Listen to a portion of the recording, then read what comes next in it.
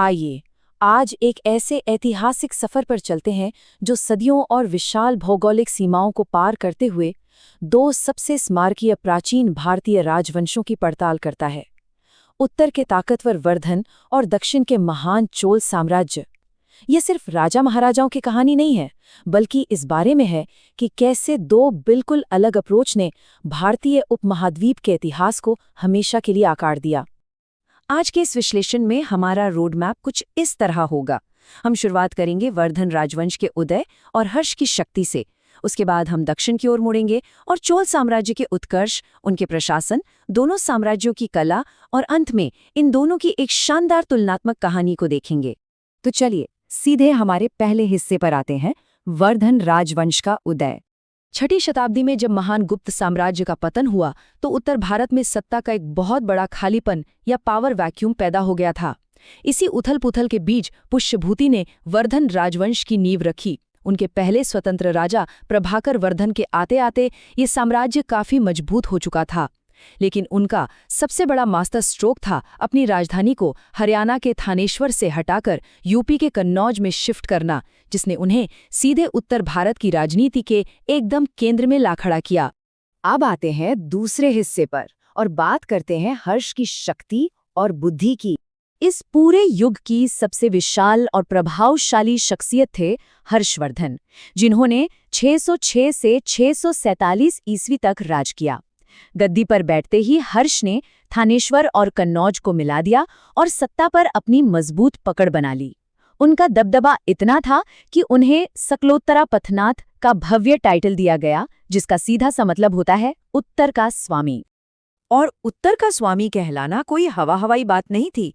चीनी यात्री हुएनसांग के रिकॉर्ड्स को अगर हम देखें तो उनकी सैन्य शक्ति के आंकड़े रोंगटे खड़े कर देने वाले हैं। सोचिए, 1 लाख पैदल सेना, 50,000 घुड़सवार और 60,000 युद्ध हाथी। ये उस समय के हिसाब से एक ऐसी अकल्पनीय सैन्य ताकत थी जिसके सामने टिकना लगभग नामुमकिन था। लेकिन हर्ष केवल सैन्य ताकत के लिए नहीं जाने जाते थे। उनका दरबार बेहतरीन दिमागों का भी केंद्र था। वो खुद साहित्य के बहुत बड़े संरक्षक थे और उन्होंने रत्नावली जैसे प्रसिद्ध नाटक लिखे।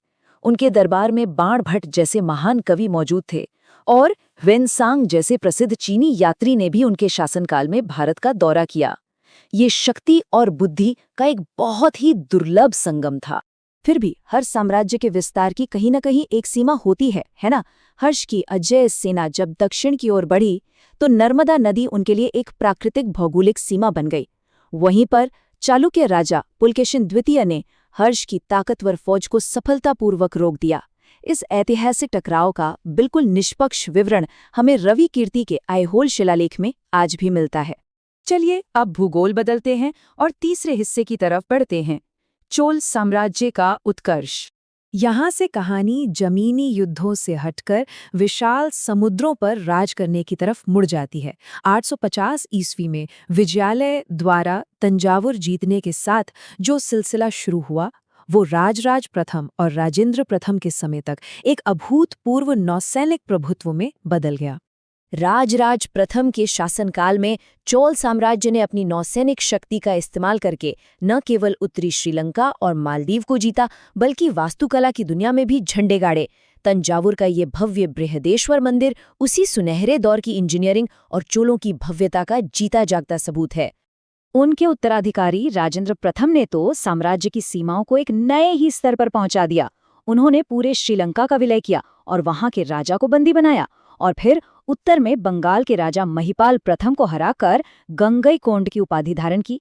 उनका सबसे साहसिक कदम था दक्षिण पूर्व एशिया में श्रीविजय, यानी आज के सुमात्रा पर समुद्री अभियान। इसी दौरान उन्होंने गंगईकोंड चोलपुरम नाम की एक नई राजधानी और एक बहुत बड़ा सिंचाई टैंक भी बनवाया। हमारा चौथा हिस्सा है चोल प्रशासन, और सच कहूं तो ये सबसे ज्यादा दिलचस्प हिस्सा है। इतने बड़े और अलग अलग क्षेत्रों वाले साम्राज्य को संभालना कोई आसान काम नहीं था। चोलों ने प्रशासन को एक बहुत ही स्पष्ट और व्यवस्थित तरीके से बांटा था। बड़े प्रांतों को मंडलम कहा जाता था, उसके नीचे वलनाडु, फिर जिलों को नाडु कहा जाता था और एकदम निचले स्तर पर उर या सभा होती थीं, जो ग्राम सभाएं थीं, साथ ही व्यापारियों के लिए नगरम बनाए गए थे। जमीनी स्तर पर शासन को मजबूत करने का ये एक बेहतरीन तरीका था। और अब आती है इस प्रशासन की सबसे हैरान करने वाली बात, कुदावोलई प्रणाली। परांतक प्रथम के समय का उत्तर मेरु शिलालेख हमें बताता है कि उस समय ग्राम सभाएं एक random pot ticket lottery system से चुनी जाती थी। जी हाँ, प्राचीन काल में एकदम एक लोकतांत्रिक चुनाव की तरह। इस चुनाव के नियम बहुत सख्त थे। उम्मीदवार की उम्र 35 से 70 के बीच होनी चाहिए, खुद की संपत्ति हो, वेदों का ज्ञान हो और सबसे जरूरी बात, उसका कोई आपराधिक रिकॉर्ड या पाप का इतिहास न हो।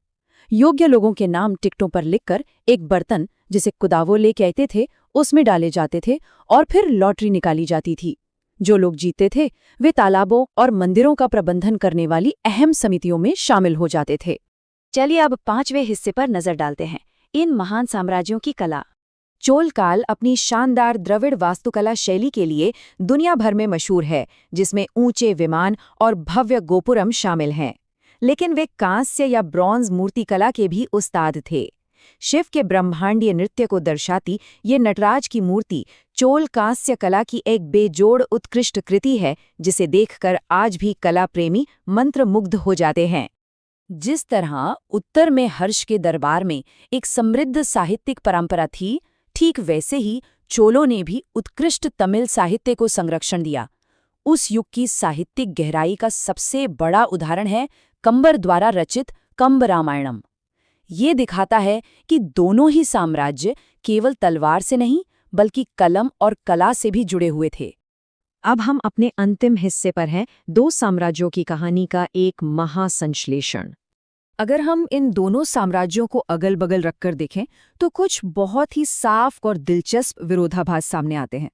एक तरफ कन्नौज के हर्ष का साम्राज्य था, जिसकी ताकत उनकी विशाल पैदल सेना और 60,000 युद्धार्थी थे, जिन्होंने उत्तर के मैदानी इलाकों पर दबदबा बनाया।